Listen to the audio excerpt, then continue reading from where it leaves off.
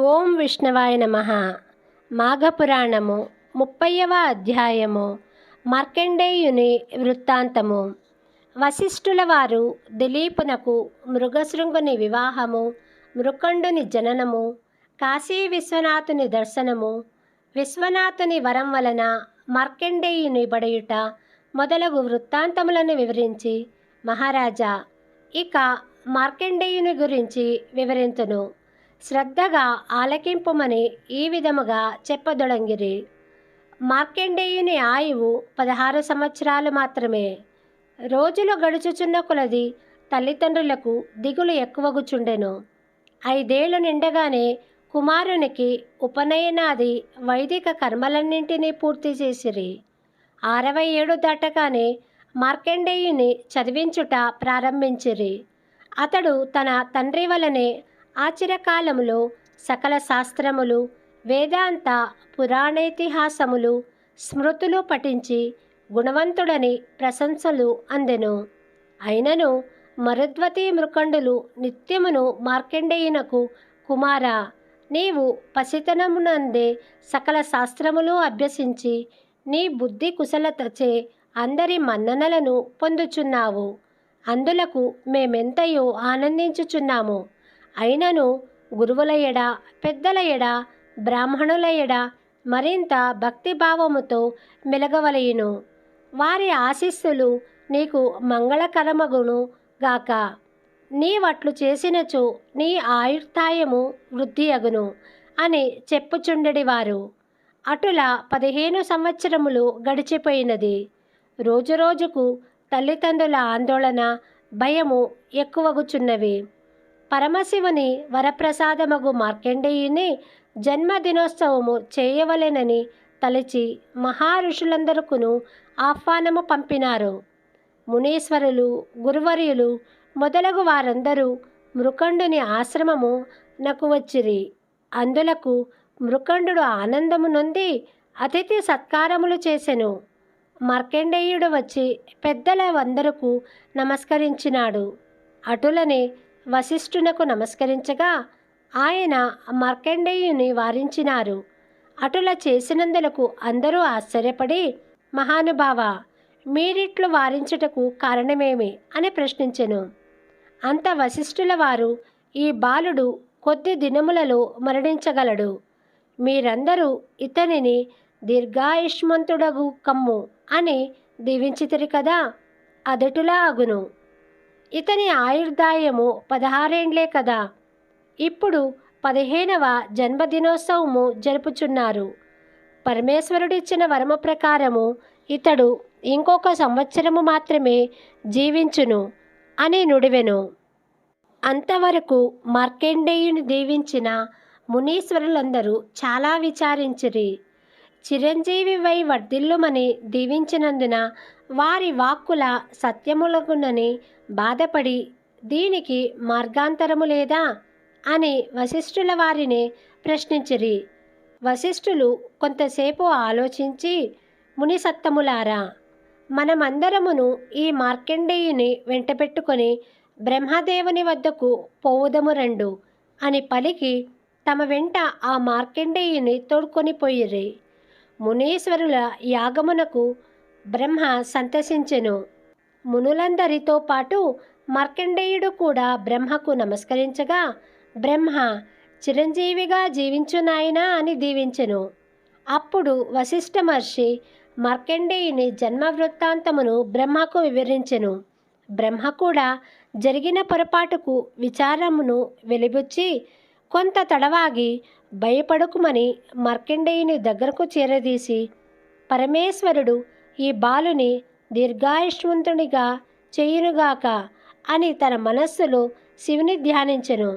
అంతటా మునుల వంక చూచి, ఓ మునులారా, మీరు పోయిరండు, ఇతనికి ఏ ప్రమాదమును జరగనేరదు అని పలికి, వత్స మార్కండేయ, నీవు కాశీక్షేత్రమునకు పోయి విశ్వనాథుని సదా సేవించుచుండుము. నీకు ఏ ఆపదయు కలుగదని ధైర్యము చెప్పి పంపివేశెను. మార్కండేయుడు గృహమునకు వచ్చి తల్లిదండ్రులకు నమస్కరించి కాశీనాథుని సేవించి వచ్చెదను అనుజ్ఞనిమ్మని కోరగా, మృకండు అతని భార్యయు కొడుకు యొక్క ఎడబాటునకు కడుంగడు దుఃఖించిరి. ఎట్టకేలకు మార్కండేయుని దీక్షను కాదనలేక కుమారుని విడిచిపెట్టి ఉండలేక అందరూ కాశీక్షేత్రమునకు బయలుదేరిరి. మృకండు కుటుంబ సహితముగా కాశీకి పోయి విశ్వేశ్వరాలయమున అందొక ఆశ్రమమును నిర్మించెను.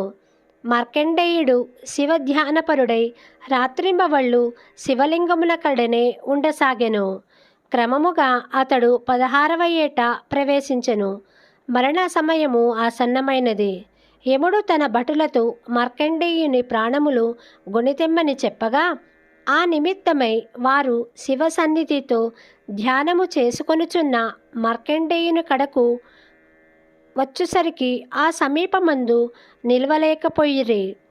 కాలపాసము విసురుటకు చేతులను ఎత్తలేకపోయిరి.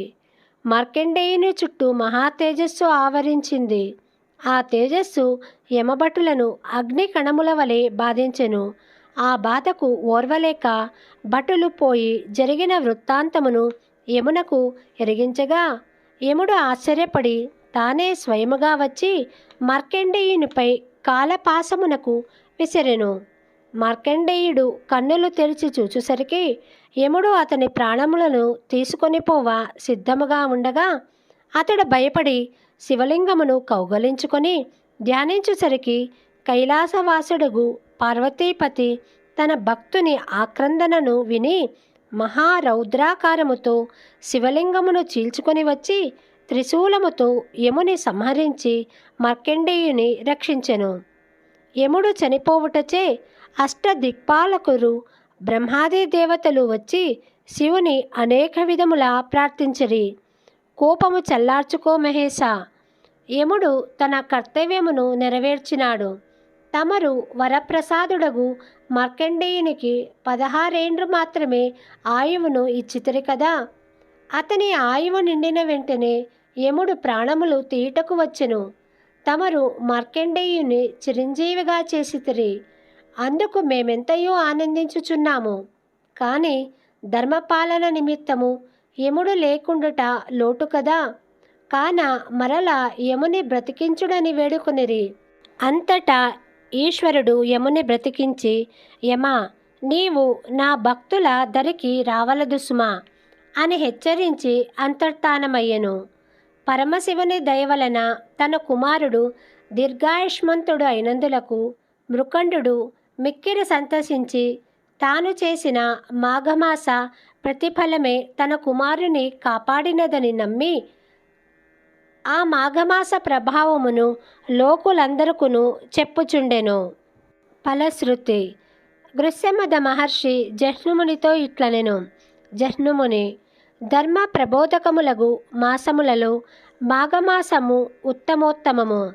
యజ్ఞము మొదలైన పుణ్యకార్య కర్మలన్నింటినీ చేయుట వలన వచ్చునంతటి పుణ్యము మాఘమాస వ్రతము ఒకదానిని చేసినంతనే వచ్చును. మాఘమాస వ్రతము సర్వ పుణ్య క్రియల సారము.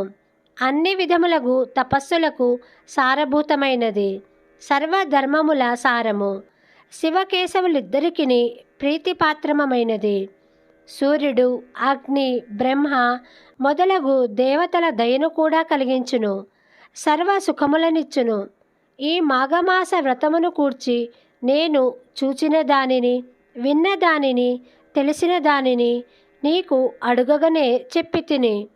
మానవుడు అన్ని ధర్మములను ఆచరింపలేకపోయినను మాధవ ప్రీతికరమైన మాఘమాస వ్రతమును విడవక ఆచరించినచో సర్వధర్మములను ఆచరించుట వలన వచ్చు ఫలితమును పొందును. ఈ పురాణమును శ్రీహరి సన్నిధిలో చెప్పువాడును భక్తితో వినువారును ఇహపరముల ఎందు సర్వ సుఖములను పొంది తుదకు శ్రీహరి సాన్నిధ్యమును చేరును. సూతుడు సౌనకాది మహామునులతో ఇట్లనెను. మాఘమాస వ్రతము సర్వ పుణ్యములను ఇచ్చును, సర్వైశ్వర్యములను ఇచ్చును, అన్ని రోగములను పోగొట్టి ఆయుర్దాయమును పెంచును, విష్ణు సాన్నిధ్యమును కలిగించును, ముక్తిని కోరిన వారికి ముక్తినిచ్చును, కోరిన కోరికలనిచ్చును, వినయ విధేయతలు గల శిష్యునకును, శ్రద్ధ కల వానికిని, మంచి నడవడిక కలవానికిని, ఆత్మజ్ఞానికి ఈ వ్రతమును చేయుడని చెప్పవలేను.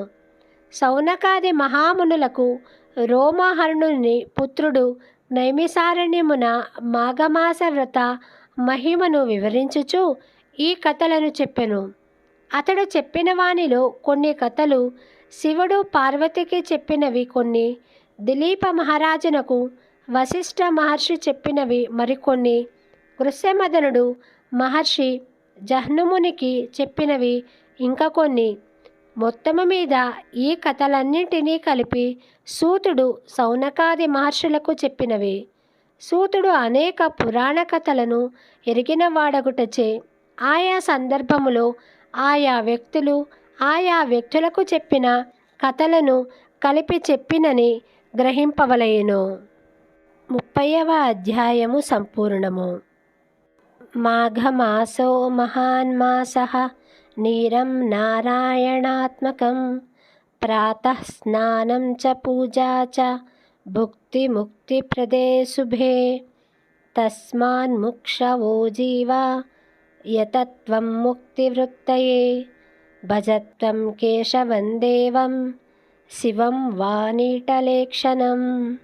అనగా మాఘమాసము మహత్తరమైన సర్వోత్తమమైన మాసము. జలము నారాయణాత్మకము.